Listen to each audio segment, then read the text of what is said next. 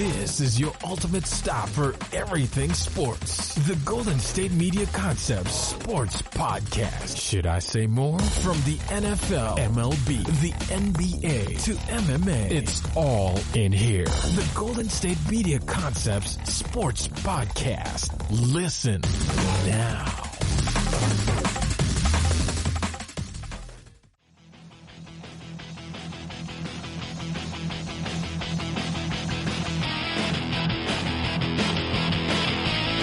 Hello, ladies and gentlemen, and welcome to the GSMC Sports Podcast, brought to you by the GSMC Podcast Network. I am your host, Josh Strickland. I'm going to be honest with you, this is possibly the worst possible time to be a sports podcast host, as, it happened in between the time I recorded the Thursday show, which was Wednesday afternoon, and when I'm recording this, which is Saturday afternoon. So in the past 48 hours, things kind of went crazy. So the way I'm going to explain, I mean, you probably already know, if you're a sports fan, a sports fanatic of any kind, you already know what happened. But I just want to go through what kind of I went through. So Wednesday afternoon, I'm also at my parents' place. So if you hear random, dog jostling, they have two dogs. I'm dog sitting right now. So if you hear random barking, I'll try to take it out as much as possible. But, they are kind of crazy. But they're being kind of peaceful right now, so it'll be all right. But, so Wednesday afternoon, I discussed that the NBA might do, or the NCAA and the NBA might do empty arenas. Baseball might do empty arenas. The XFL was going to do empty arenas. And that's kind of the last thing I talked about when discussing this kind of stuff. So since then, I went to a restaurant with some friends, had a margarita, and after I got into my car, it was about 8 o'clock at night. No, it was about 9, and I get a notification on my phone saying that the Utah Jazz game has been postponed. And then 15 minutes after that, I got the notification that the entire NBA will postpone their season. And then after that, it was just a huge avalanche of news from different sports leagues. You hear the MLB, the NCAA was the first to go. You had the Big 12, you had the SEC. The ACC was a little slow on it. The ACC literally didn't cancel theirs until 5 minutes before their first game of the second round of the tournament, or third round, depending on how you, or whatever.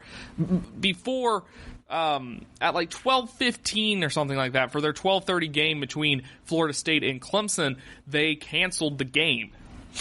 Now there's speculation, of course, because every other conference in the nation canceled their tournaments. And then after that, you were kind of just sitting there and it's like, well, the NCAA has to kind of cancel it at this point.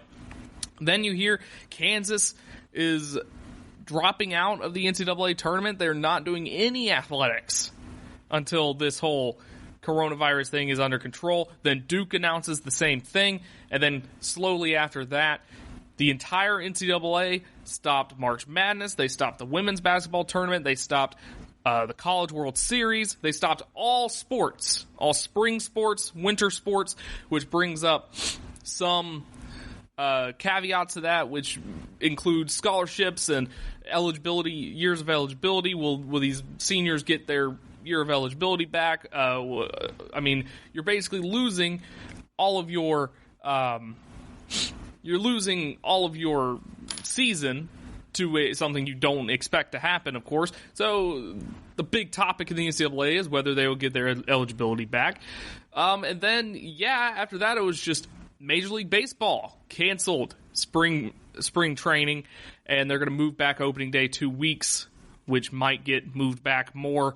Then the big one happened here yesterday, where the Masters, the Augusta National, announced that the Masters will be postponed. So it's just been crazy. It's even affecting the world of wrestling, where WWE SmackDown, Friday Night SmackDown, last night they were in a empty arena at their performance center. They have a performance center where they kind of train new people. They did it there in an empty arena. Right now I'm watching UFC Fight Night. They're in an empty arena in Brazil. This whole situation is just so surreal that I can't really explain how weird it is. And I mean, I'm sure every one of you are going through the same thing as well. There was a point in time where golf and NASCAR were the only sports alive at a certain period of time, and then both of those canceled soon after. So the real question is, Rudy Gobert, did he save America? That's a good question, actually, because nobody was really taking this seriously until the NBA shut down all operations, and then all the other sports leagues shut down operations. That's the beautiful thing about sports. It's a getaway. It's something to take you out of what's going on in the world. And when something like this happens, and we have to cancel sports. I mean, sports have only been canceled for either financial reasons, like there's a lockout, or there's a disagreement on the player union and CBAs and stuff like that, or it's because of wars.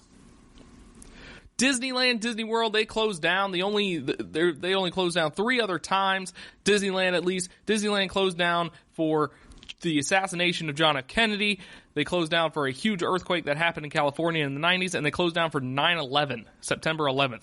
So it's not a small thing for Disney to cancel or to shut down their parks. Now, let's kind of steer away from sports. Let's get into a little bit more serious topic here. I mean, still coronavirus, but I have seen people say that this is all a hoax. This is the Democrats or whatever and Chinese. They teamed up together.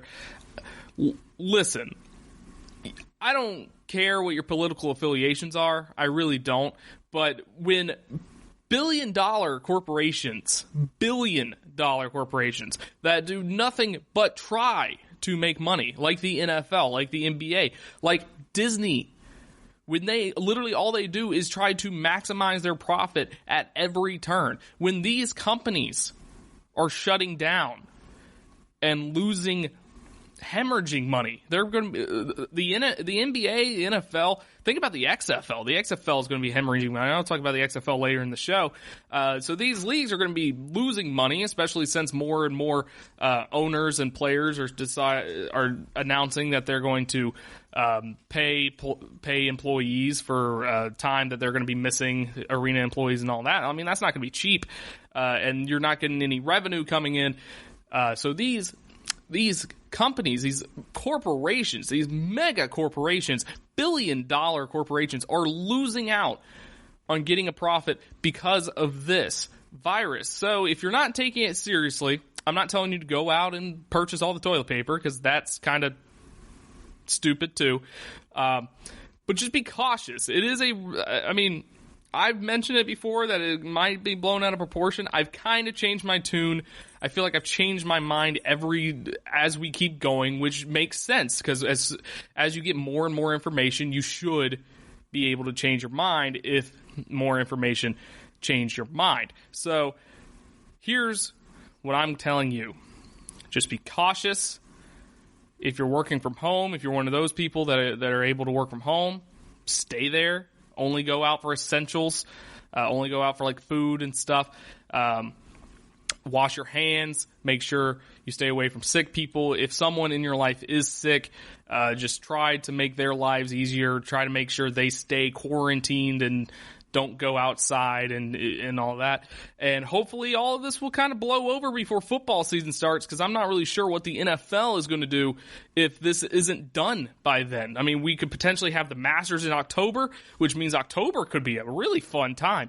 We don't know if the NCAA tournament is just canceled, period, or we're going to try to do it in June, or we don't know if the NBA, if they're going to shorten their season and just go straight into the playoffs if we ever come back. We don't know any of these things. We don't know if these seniors will get their eligibility back. But remember, this is a very real thing. There are people that are going to be losing money because of this. There are going to be people that are not going to be able to work because of this whole thing, because of companies shutting down and stuff like that. I have a friend who his only job was a seasonal job with a minor league baseball team, and he is now in limbo because they potentially couldn't start their season until May. So this is a very real thing. But we'll continue with the show. There are actually sport topics to talk about today. Now, when we get to Tuesday and Thursday next week, oh no. But we do have topics today. NFL free agency will definitely, it dominated the show on Thursday. It will definitely dominate the show in the next coming week because as far as I know, NFL free agency is still going to go on. So today we're going to talk about the NFL CBA. We're going to talk about the NFL free agency. We're going to talk about the women's soccer lawsuit that I haven't really touched on at all. I'll give a recap of the XFL, and then we'll finish off the show with things that you could watch while we're in this sports drought. So we'll head on to our first break, and when we come back, we'll talk about the NFL CBA and what 10 things that players need to worry about.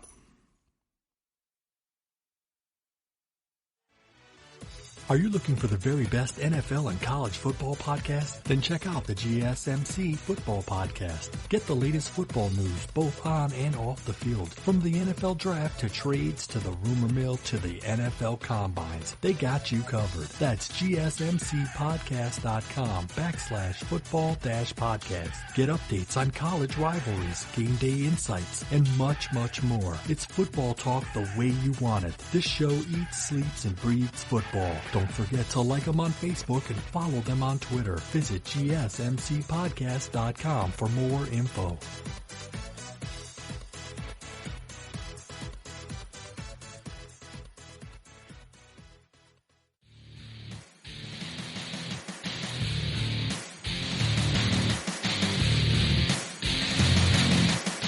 So in this trying times, like I mentioned, we still have football.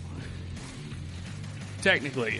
So currently, the NFL is staying true with their free agency. They're staying true with, they're still going to, the CBA, the vote for the CBA is due at 11:59. So technically, the vote would have already been, all the ballots have been casted, as the deadline is midnight on Saturday, which was last night when you're listening to this, but I'm recording this at 7:30 Saturday night. So there's still 5 more hours before all the votes are casted. No one really knows how the vote is faring because there's no polling like in political elections. You basically, all you have is just people posting on Twitter whether or not they're voting for it, but you have had people ask if they could take their vote back and do a revote, which is not happening. So 2,000 NFLPA members are voting on this. It's a proposed CBA after 10 months negotiations, an 11-year collective bargaining agreement, and it's to avoid a strike. It's to try to make the owners happy and make the players happy. It's a very dangerous scenario when it comes to stuff like that. So, what are the 10 concerns for NFL players when they vote? This is for y'all to really understand because by the time you listen to this, it's already over. So let's see what the 10 things to consider. Number 1 is the big one. It is 17 games. So currently we play 16 games, as you probably know. And I feel like 16 games is perfectly normal. I mean, it's a fine number. It's even, first off. That's my biggest gripe about the 17th game. But there is an issue with playing a 17th game because the league has been saying that they care about player health and they care about the well-being of their athletes, but then they want to add in a 17th game to kind of add on to the wear and tear of all of the players that are playing in one extra game over their season. So that can add up to the players overall. I mean, the wear and tear of all that will add on. Say you play 10 seasons in the NFL. You play 10 extra games minus playoff games to play in the NFL, and that will definitely add up to the wear and tear on your body. So many of the players are against the 17th game, and they are veterans who recognize the physical toll even 60 extra minutes will take, and that is the primary reason they're against the CBA proposed. But for the 65% of players at the minimum wage level of the NFL, and whose careers often last 3 or fewer years, an extra game in the paycheck is probably not a bad idea for them. Next up, we have minimum salaries. NFLPA President J.C. Tretter told ESPN, our goal going into it was to help core players and to help minimum salary players.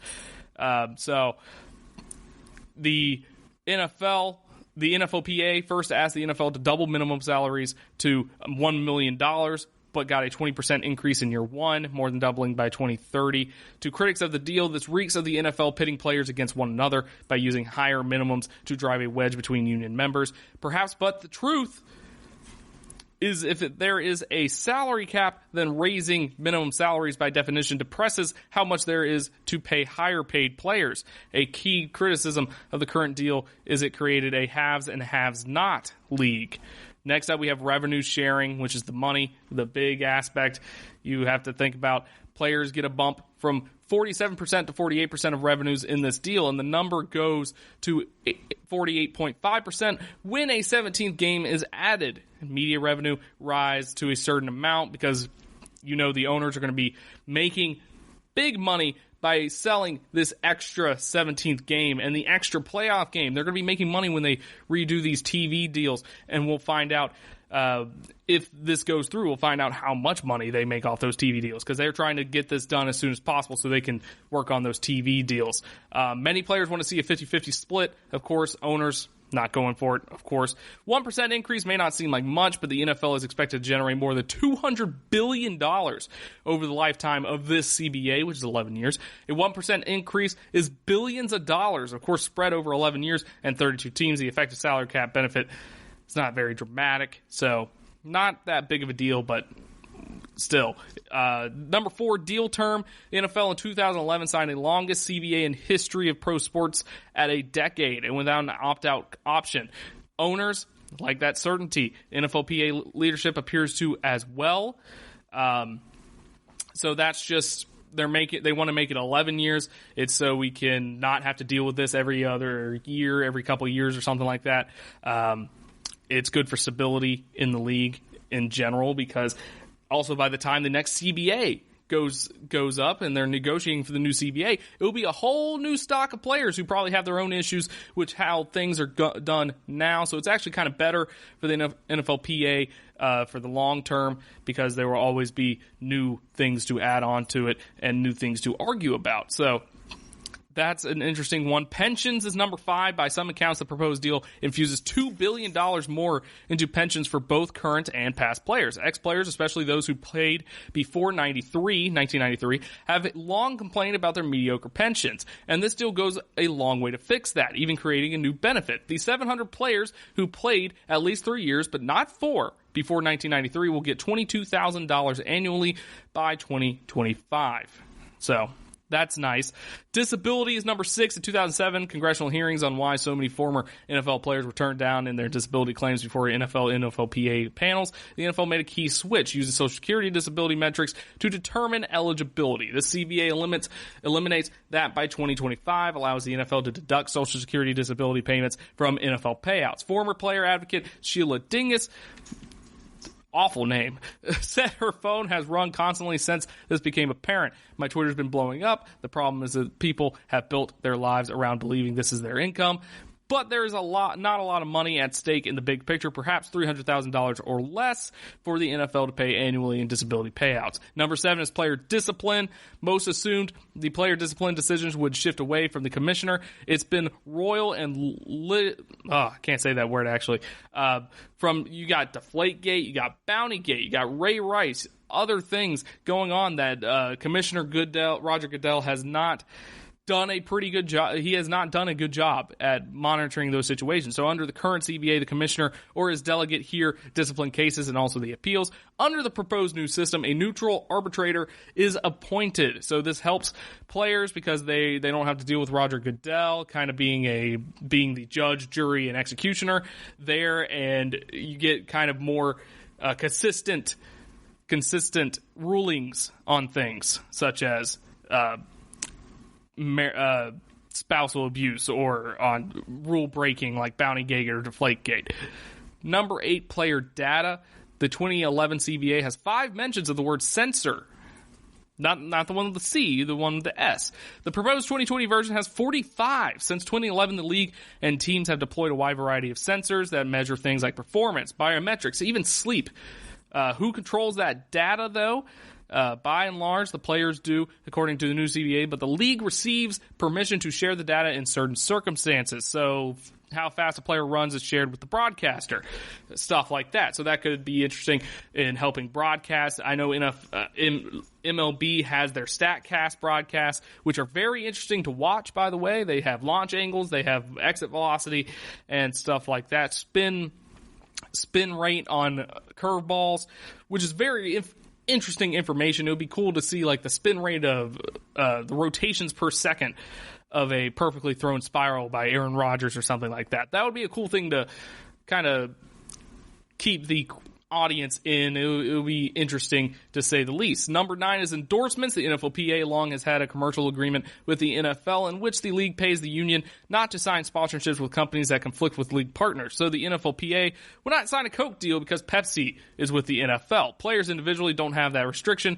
but the new CBA moves a little way in that direction. Player shall also, in cooperation with club, use all reasonable efforts to pursue media and marketing agreements with club sponsors and media partners before commencing negotiations with any competitor of any club sponsor or media partner. So before a player approaches company X, he must give that company competitor a chance if it is a team sponsor.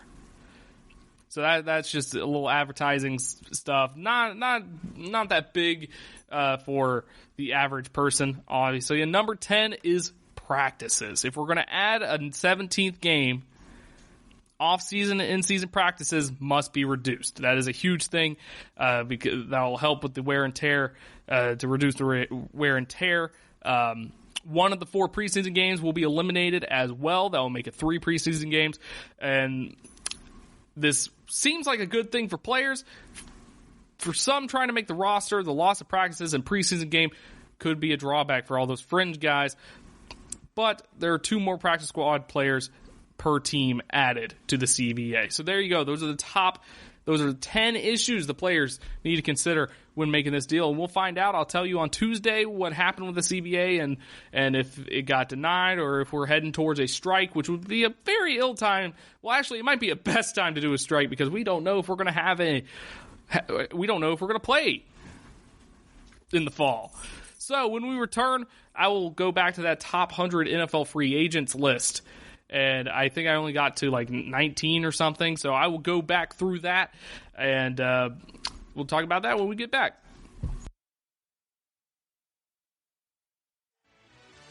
Check out the show that's built on the MMA. From the UFC to extreme cage fighting, they got the fights covered. Check out the GSMC MMA podcast. Get the latest news on past or upcoming fights. Join us as we talk to and about some of the biggest names in the MMA, past, present, and future. When it's the fight game, there's just one show to check out. GSMCpodcast.com/MMA-podcast. Don't forget to like them on Facebook and follow them on Twitter. Visit GSMCpodcast.com for more info.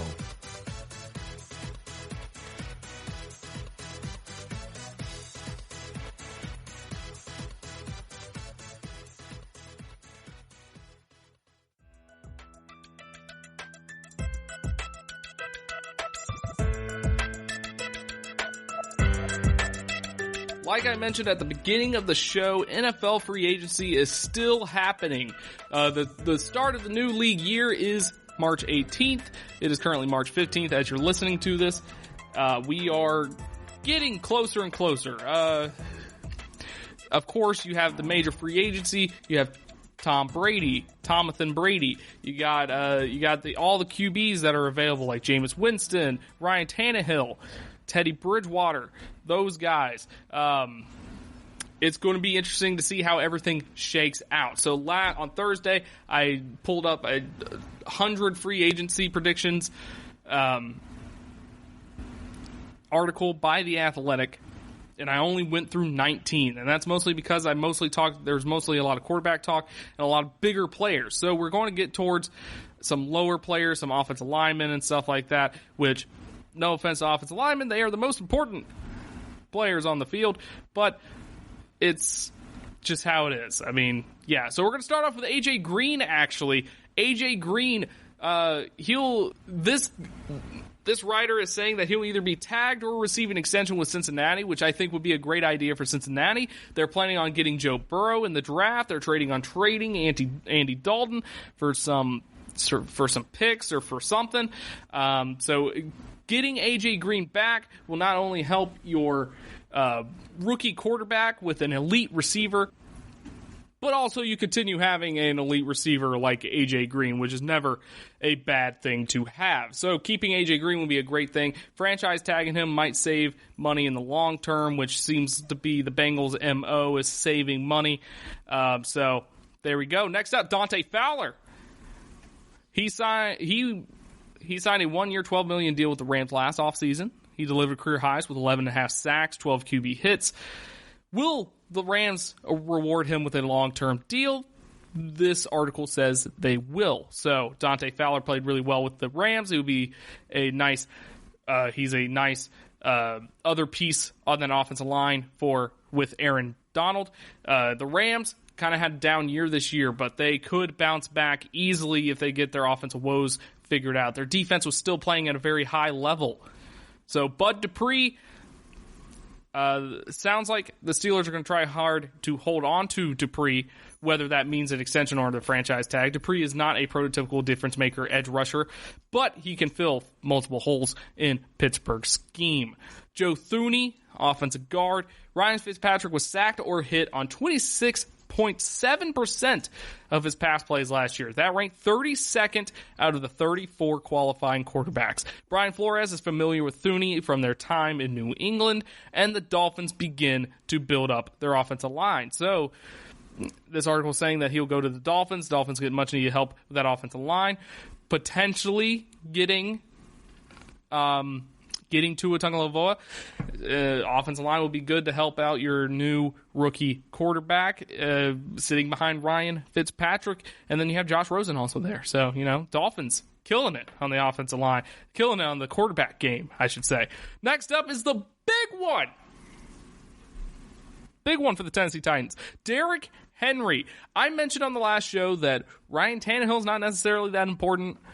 Tom Brady's not that important. None of that matters if you don't get Derrick Henry back. Derrick Henry is the heart and soul of that offense.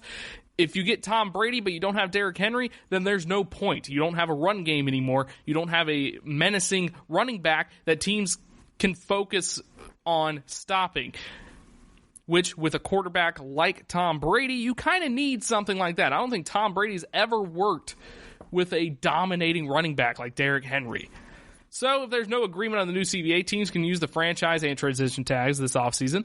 That would benefit the Titans with Tannehill and Henry as pending free agents. Henry is coming off a 409-touch season, playoffs included, but I don't see a scenario where the Titans let him walk. Like I said, without Derrick Henry, the Titans will not be back in the AFC Championship game. The Titans will not have a playoff run like they did this past season. They need Derrick Henry because Ryan Tannehill had a pretty good year this year, but at the end of the day, in the playoffs, he didn't perform as well as he did during the regular season, but Derrick Henry consistently got 150 yards in the playoffs. So Derrick Henry is a major component for the Tennessee Titans to get. It's a must-get, in my opinion, for the Titans to re-sign Derrick Henry. Jack Conklin, right tackle. He bounced back from an injury-riddled 2018 to start every game for the Titans in 2019. He could go to the Browns. That's another piece that the Titans could need to try to get, but it seems like they're going to be spending a lot of money this offseason on Derrick Henry, Ryan Tannehill, or Tomathan Brady. I don't know why I keep calling him Tomathan. I think it's funny, though. But next up, Robbie Anderson, wide receiver for the Jets. He is a good receiver. He's a huge vertical threat, especially he was for the Jets. He had a couple good seasons. He just kind of always was either injured or he had some issue going on. Vic Fangio Fangio, whatever his name is, has said he wants the Broncos to push the ball downfield more in 2020. Anderson gives them an attractive vertical threat to pair with Courtland Sutton. So that's a good move to get Robbie Anderson. He's a solid player. He just has some injury troubles and some personal troubles that you need to kind of work on there. Number 27, Emmanuel Sanders. If this article is saying that he could go to the Patriots, if the Patriots bring Brady back, they're going to give him more offensive weapons. Emmanuel Sanders played through an injury and still caught 36 passes for 502 yards on 53 targets after being traded to the 49ers this past year. He's a type of smart, savvy vet who Brady will be able to trust, and he seems like a good fit for the Patriots and the Patriots way. So let's see if the Patriots go for him. They definitely will if they get Tom Brady back, which, of course, we don't know. Number 28, Justin Hargrave. They released Damon Harrison. This says the Lions are going to get him. The Lions released Damon Harrison, and Ashawn Robinson and Mike Daniels are pending free agents. Hargraves gives Matt Patricia a rock-solid nose tackle to replace them. He has 10.5 sacks in the past 2 seasons. Last year, Hargrave had 52 tackles against the run, which ranked tied for 12th among all defensive linemen. Number 29 on this list. We're at 29. We've only gone through like 10 players or something like that. Anthony Castonzo, left tackle. This article saying he could go to the Colts. Colts GM Chris Ballard told reporters at the Combine that Castonzo will return for another season. Now the two sides just had to work out contract details. He started 132 games over 9 seasons for Indianapolis and was on the field for 100% of the team's offensive snaps last year. So that is a veteran presence you definitely want to have on that offensive line, especially since the Colts don't really know where they're going with the quarterback situation. They could get Tom Brady, or they could sign someone else, or they could stick with who they have right now.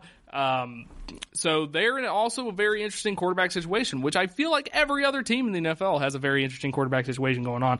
But that's just how it goes. Brian Bulaga, right tackle. This saying, Chargers will keep him. Chargers need help at both tackle, or the Chargers will get them. Sorry, the Chargers need help at both tackle spots, and the Athletic's Daniel Popper recently pointed out that the Los Angeles new offensive line coach James Campen came over from Green Bay, where he coached Bulaga. The Seahawks are another team that could be in the mix for him. The Chargers are definitely big time in the race for Tom Brady, as Tom Brady started a production company in Los Angeles. He went Hollywood, and what better than to play for a Los Angeles team? It happened with LeBron James. It can definitely happen with Tom Brady. And if they get Tom Brady, they're going to need to help that offensive line out a little bit more. They have the offensive weapons for Tom Brady to go over there, but they need that offensive line to get a little better. Chris Harris Jr., this saying he's going to the Texans. Bill O'Brien will continue to be in win now mode, and even though Harris turns 31 in June, he can man the slot for a defense that finished 26 against the pass last season. The Texans, their main issue last season was definitely the defense. So getting more help on the defense there will help out the Texans. Now, I'll stop right there. We will continue this list. We finished 31 players, and we will do as many as we can on Tuesday, especially if there's nothing else to talk about. So on Tuesday, this will either be a segment or it will be the whole show. Who knows?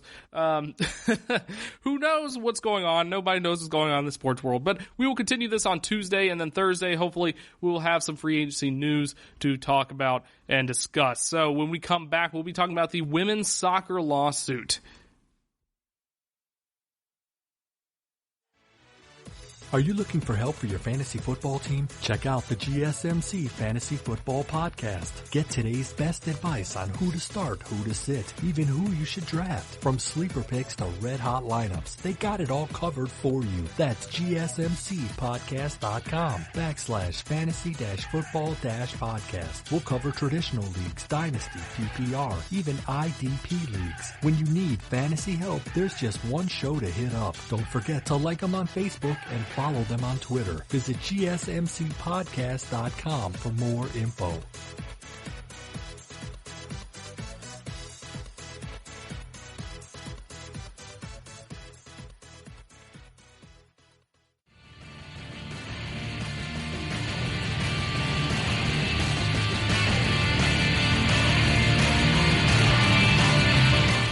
have all the CBA talk going on in the NFL, but there is a much bigger talk going on in the world of women's soccer. So I found this has been going on for a long time, and U.S. soccer has kind of broken their relationship with the women's soccer team, which, by the way, the women's soccer team is a 4-time World Cup champions. Won the Women's World Cup 4 times, and they are constantly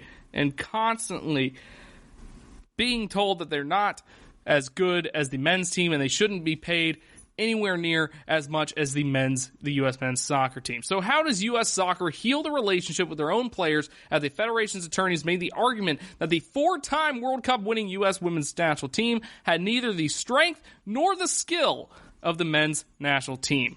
How does the U.S. soccer regain the trust of its most dedicated fans, with every NWSL, which is National Women's Soccer League, supporters group releasing a joint statement in opposition to them? How does U.S. soccer repair relationships with some of its biggest sponsors, including Volkswagen, Coca-Cola, Budweiser, Visa, and Deloitte, who all publicly condemned the Federation's legal strategies in recent days? How does U.S. soccer call itself a champion for women's soccer in the United States and a tireless advocate for the expansion of women's soccer at home and abroad after all of this? Does U.S. soccer think that anyone will forget that the Federation's own lawyers asked Carly Lloyd and Alex Morgan if they thought the women's national team could beat the men, co-opting rhetoric used by misogynistic social media trolls as an argument against equal pay? How does U.S. soccer think those same parties that keep the Federation in business, their players, their supporters, their sponsors, the sports world at large, feel about their willingness to put a very validity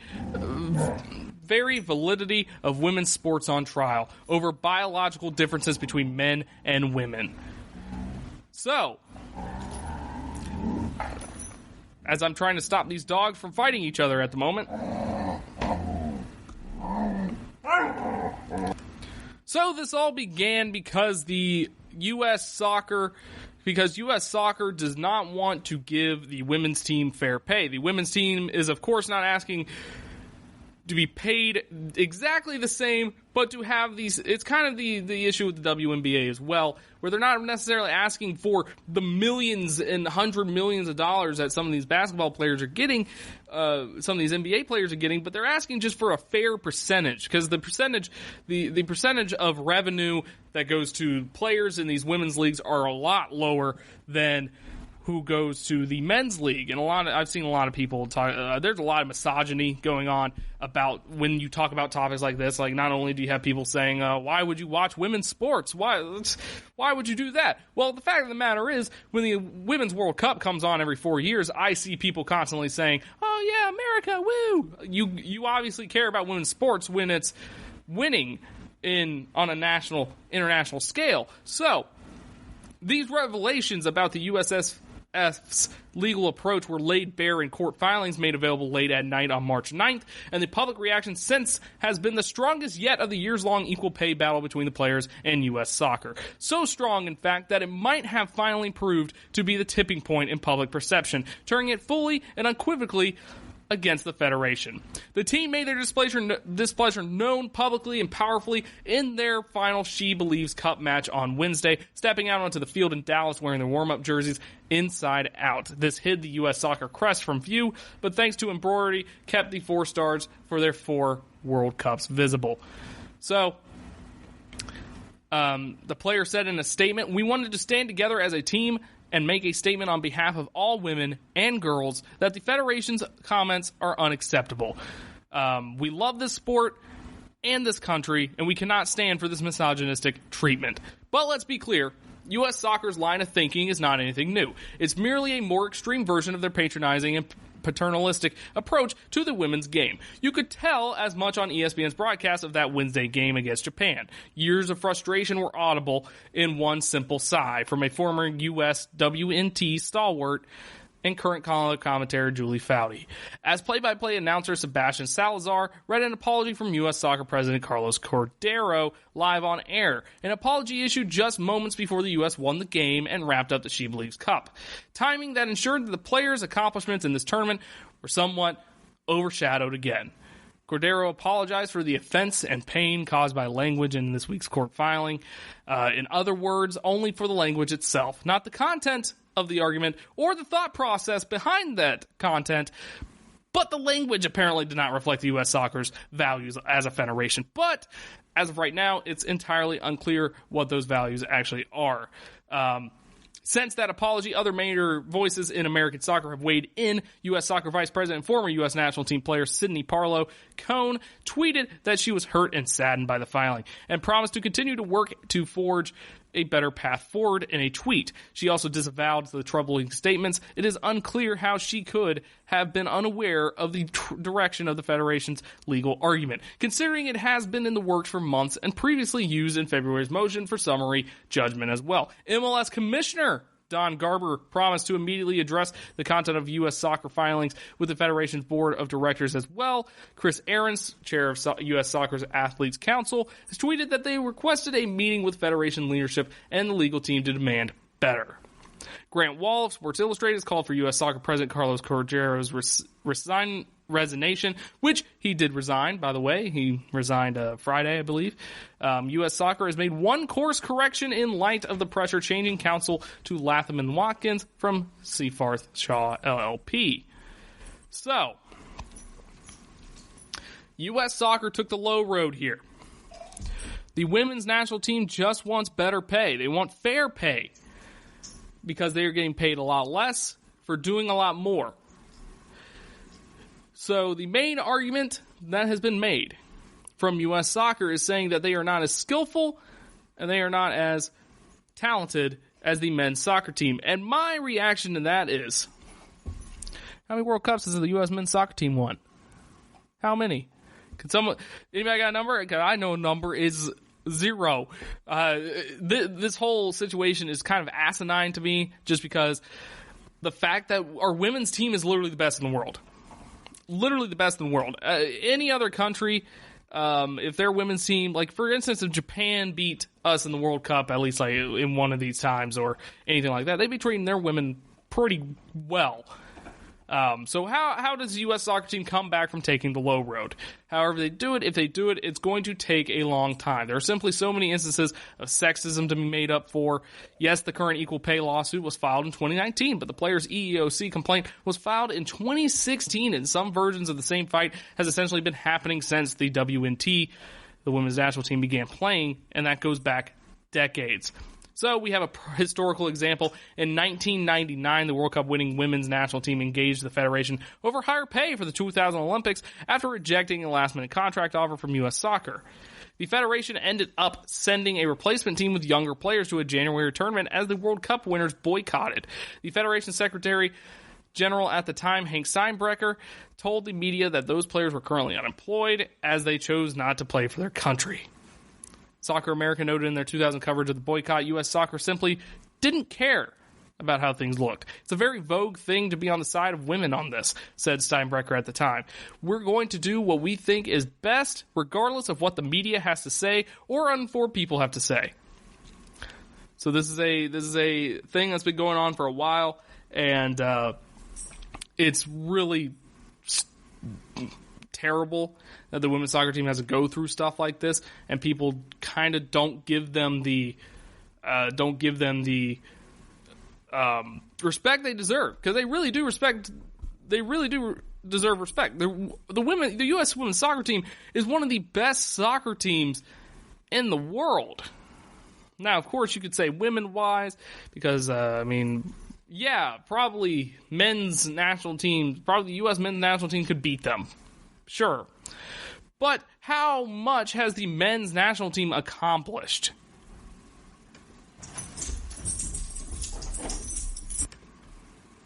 But we will see how this all turns out. This will obviously keep going despite all of sports kind of being canceled at the moment. We will see how it turns out. When we return from the break, I will be discussing the XFL. Not really giving a eulogy or anything, but we'll discuss the end of the season and what it means and how the XFL will be going forward. Are you looking to get your college football fix? Looking to get the latest news on your favorite school's team? The GSMC College Football Podcast is your ticket to all things college football. Join us as we talk college football from the national championship, the college rivalries, the bowl game, to the Heisman Trophy. To which conference is the best?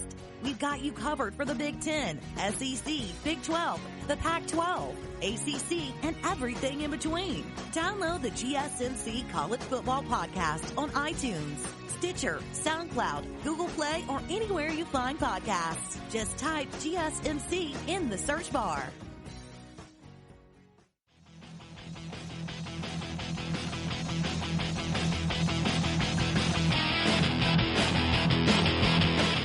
Possibly the saddest thing about this whole sports shutdown thing is that the XFL is going to be finishing their season early, their inaugural season, or second inaugural season early. So, as you all know, if you listen to this podcast or listen to just me in general, I enjoyed the XFL. It was a lot of fun to follow. It was interesting to see these teams that fill the players that you had some knowledge of, but you didn't really know them that well.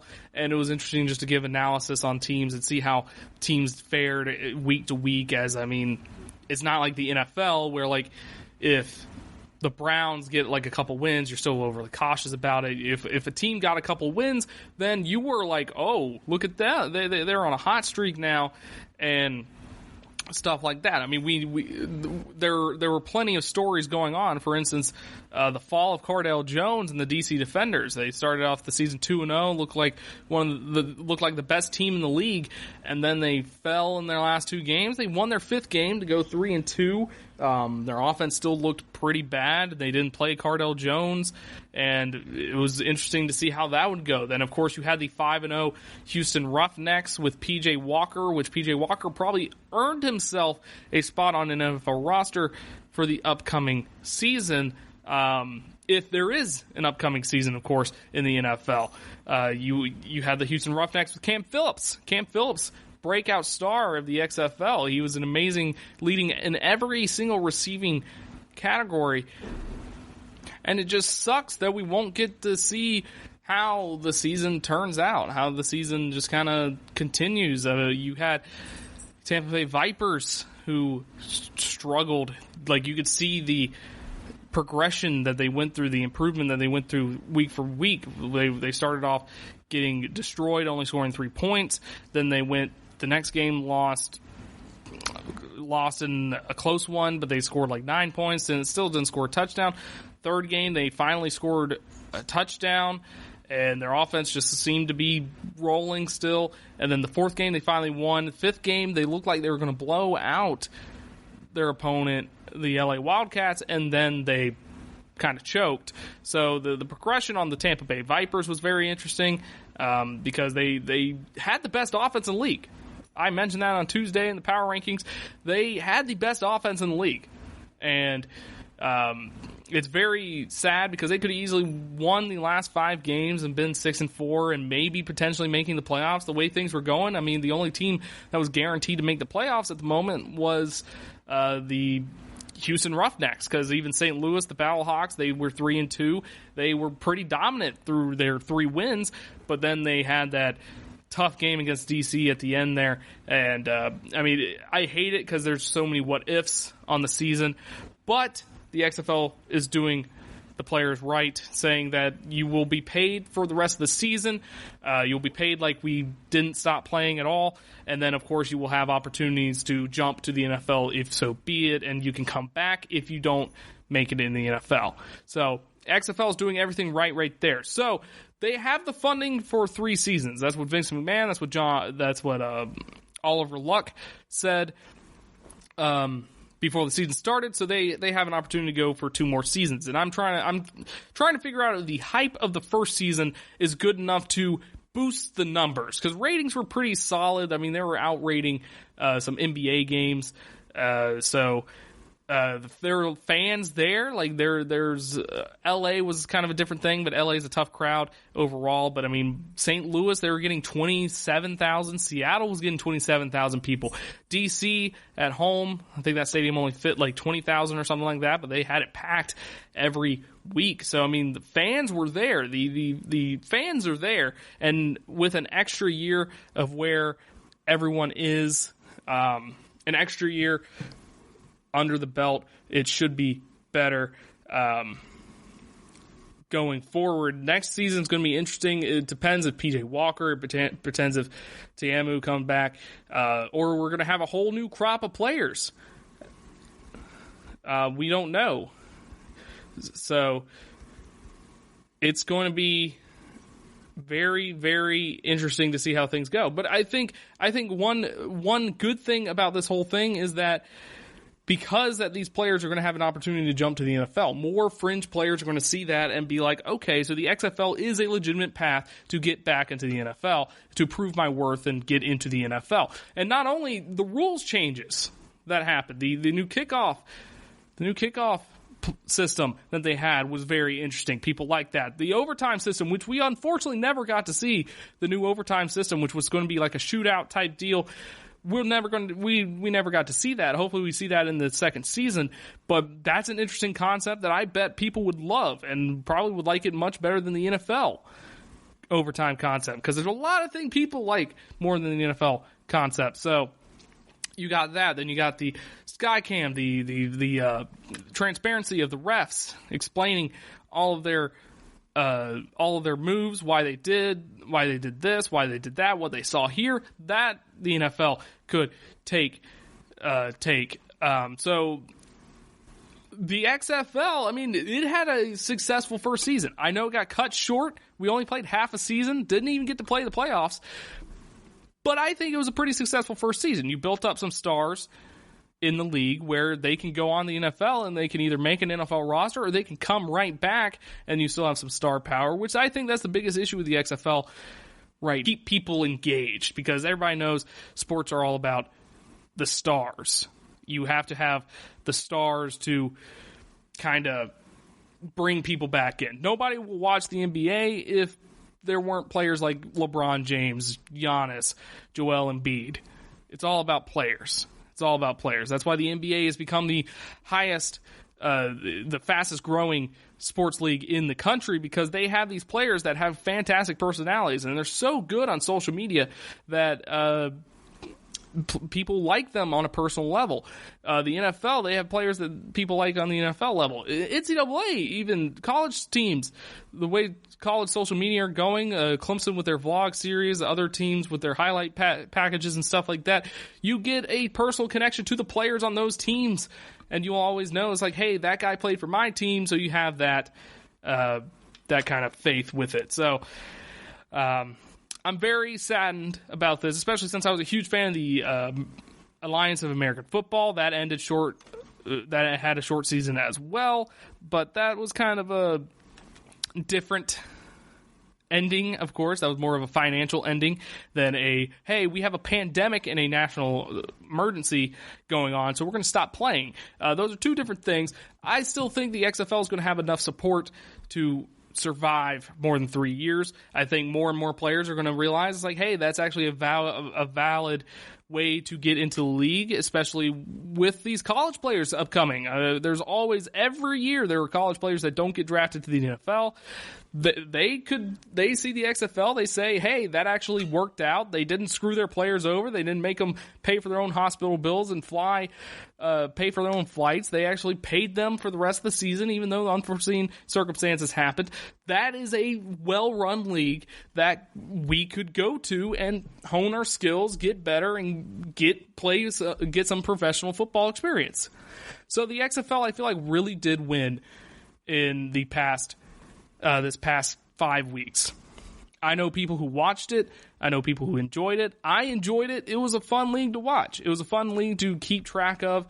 The power rankings was a lot of fun, actually. I love doing research, looking at stats and stuff like that. I mean, I watched the games, of course, but it was fun looking at all the stats and stuff just to see the rise of every player and the different things that kind of happened throughout the season. For instance, the New York Guardians, they dropped all the way down to the last place team. They were number 3 after their first game. They dropped all the way down to number 8 after their third game, and they slowly built their way back up to number 4. It's just a fun time. It was a fun league to watch, and I hope it will come back. Sorry, it will come back. They're guaranteed at least 2 more years, but I hope they get a little bit more money from TV deals, and so they can pay players a little bit more and kind of not necessarily compete with the NFL, but give the NFL a little nudge. But when we return, what are we going to watch? What is there to watch? We'll be discussing that when we come back. Check out the show built around the women of MMA. From the UFC, Invicta FC, Bellator, and One Championship. We got the fights covered. It's the Golden State Media Concepts Women's MMA Podcast. The latest news of upcoming fights, discussions of previous matches. Join us as we talk to and about the biggest names in women's mixed martial arts. Past, present, and future. When it's the women's fight game, you know where to listen to. The Golden State Media Concepts Women's MMA Podcast.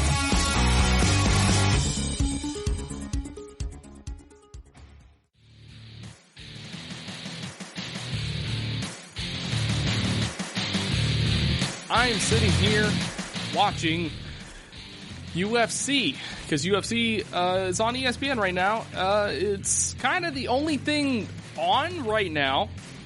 Friday Night SmackDown. WWE is still doing their events. They had Friday Night SmackDown last night. They're going to do WWE Monday Night Raw on Monday night.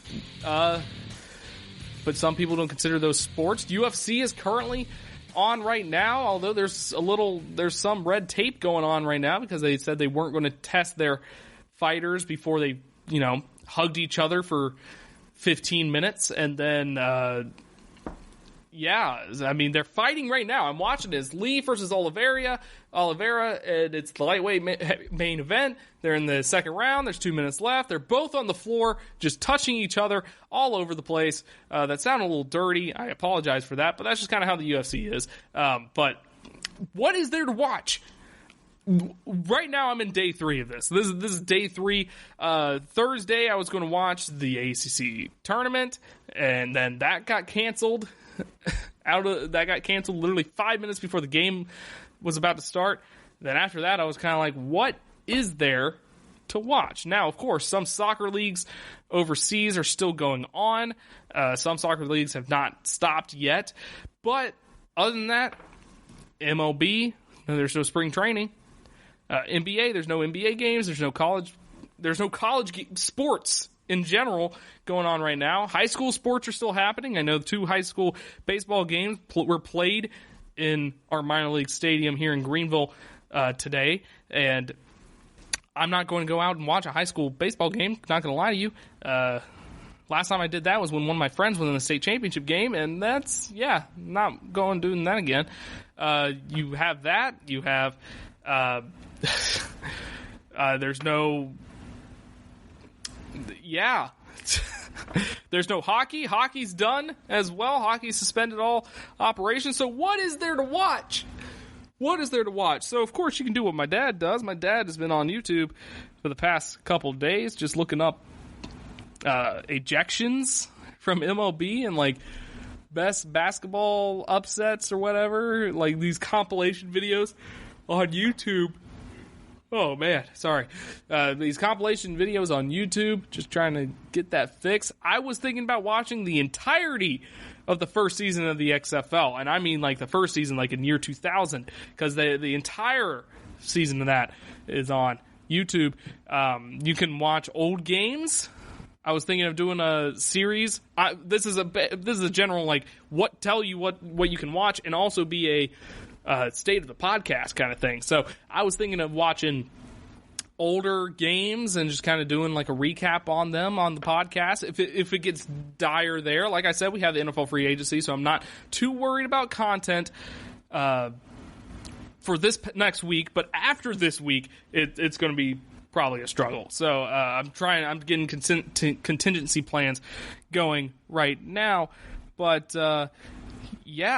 there's not a lot to watch. Today I watched marble races, which if you don't know what that is, they just get different marbles and just put them on like this huge obstacle course and they race them. It's really fun, actually. You get into it a little bit. They're very quick videos to watch, though. They had a whole marble Olympics in 2019, which that's like a 2.5-hour video if you want to watch that on YouTube. So yeah, man, we're struggling out here. You can, I know ESPN is going to be showing some of the best college basketball games that happened this year. NBA TV has their hardwood classics that I watched the 1976 NBA Finals last week after the Clippers destroyed the Rockets, and I was just kind of like, this sucks, but there's nothing else really to watch right now. Yeah, man. There's 30 for 30s out. You can watch 30 for 30s. You can get into a TV show. I'm personally going to get into my other hobby, which is video games. I'm going to be playing the new Pokemon game that came out like months ago, but I'm now getting around to it. Animal Crossing, which is a game that I'm interested in, that comes out on the 20th. So that'll take up some of my time. I've been playing some Call of Duty with some friends and stuff like that. I mean, other than that, what is there to do? I didn't realize life without sports was going to be this difficult. My girlfriend and I always joke about it. It's like, what would you do without sports? And I always says, like, I don't know. I guess I'll just do something else. But right now, it is literally my job to talk about sports at the moment, and there's no sports to talk about. So it's very difficult for me. I'm sure it's very difficult for most people out there. It's not just because I'm addicted to sports or anything. It's just the fact that sports are important because they take your mind off of things. They take you away. Like for example, when something like this happens, you go to sports to take your mind off of it. After September 11th, the World Series game, where George W. Bush threw that beautiful first pitch, that took people's minds off of everything that was going on in the country. When big disasters happen in local areas, for instance, the parade incident that happened at Oklahoma State, they turned to the football team, and the whole community gathered around the football team to kind of forget what happened and to move on. Sports are very good for that. And I try to explain this because I have a lot of friends who don't like sports, and they don't understand the whole phenomenon around sports. And the best way I can describe it to them is that think of something that gets you out of your bad times. Think of something that makes you happy no matter what it is. Now think about putting your entire just investing all of your emotions into that thing for your entire life. Sometimes your days are ruined if your team doesn't win. Your days are ruined if something doesn't go your way in the sport. There's just so much emotional investment in sports that take us away. People get irrationally angry on sports at Twitter because they care about it. And because they don't want to get irrationally angry about politics.